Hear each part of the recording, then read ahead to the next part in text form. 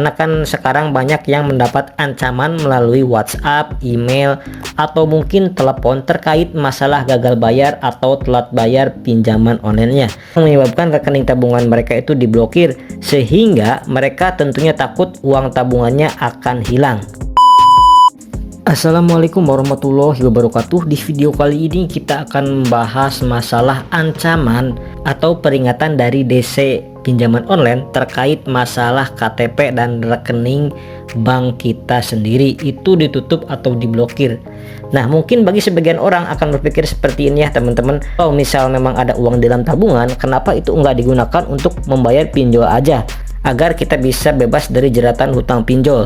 Jadi gini ya teman-teman, konsepnya adalah ketika teman-teman terjebak di aplikasi pinjaman online, bukan berarti teman-teman harus enggak makan ya. Teman-teman kan butuh makan, butuh minum, membutuhkan kebutuhan sehari-hari. Kalau kita mengorbankan hal-hal seperti ini, itu tentunya nggak masuk akal ya teman-teman. Jadi saran saya kepada teman-teman semuanya, ketika teman-teman mendapat ancaman bakal KTP-nya diblokir lah, kemudian rekeningnya bakal diblokir atau ditutup, uang teman-teman jadi auto debit, nah itu bohong teman-teman ya. Itu nggak mungkin sekarang pihak bank itu tiba-tiba otomatis auto debit uang teman-teman masuk ke rekening pinjol atau membayar tagihan pinjol. Itu tidak semudah itu ya teman-teman.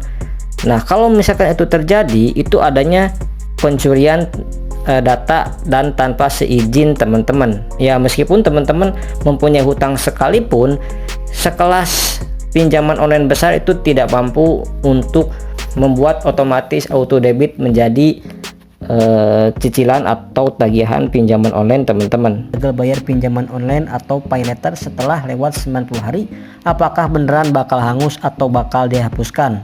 Nah, sebenarnya kalau kita menengok hal yang terdahulu, kenapa kok banyak sekali rumor seperti ini? Banyak informasi yang mengatakan bahwa kalau kita galbay sudah lewat dari 90 hari sejak jatuh tempo, maka hutang teman-teman akan dihangus atau dianggap lunas. Nah, ini sebenarnya berawal dari adanya statement salah satu petinggi di OJK ya teman-teman, yang memang katanya sih pinjol tidak boleh mengganggu dan tidak boleh menagih lagi ketika lewat lebih dari 90 hari.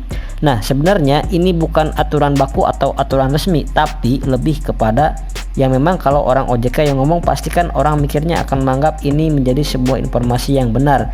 Dan ini sebenarnya hanya anjuran saja dan saran, mungkin baiknya memang seperti itu. Jadi kalau sudah telat bayar ke 1 sampai ke 90, bolehlah itu pinjol tersebut menagih, terus menelepon dan lain sebagainya. Tapi kalau lewat dari 90 hari, baiknya pinjol itu stop untuk menagih, dan pinjol itu langsung memberikan sebuah sanksi, yaitu masuk ke slik OJK, dimana ini merupakan sanksi yang terberat.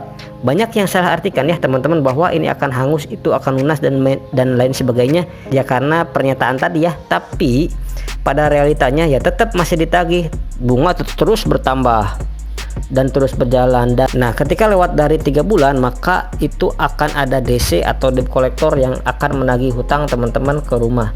Artinya ini bukan aturan khusus yang mengatur akan hal tersebut. Modus atau rahasia para orang-orang atau jasa pemutihan BI checking ataupun jasa penghapusan slik OJK dan lain sebagainya tanpa harus membayar hutang, maka slik OJK teman-teman katanya bisa bersih.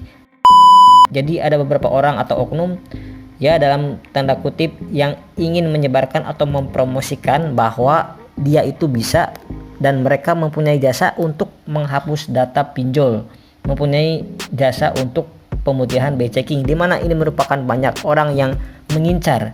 Dan mungkin teman-teman yang nonton video ini juga ingin tahu ya teman-teman, karena banyak orang yang tertarik dan banyak orang yang terjerat masalah di sana. Kenapa hal ini menjadi ya simple aja ya teman-teman?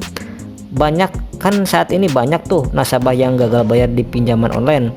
Karena banyak, maka juga korbannya banyak juga ya teman-teman. Dan inilah menjadi kesempatan atau menjadi modus penipuan bagi oknum-oknum yang menawarkan jasa tersebut.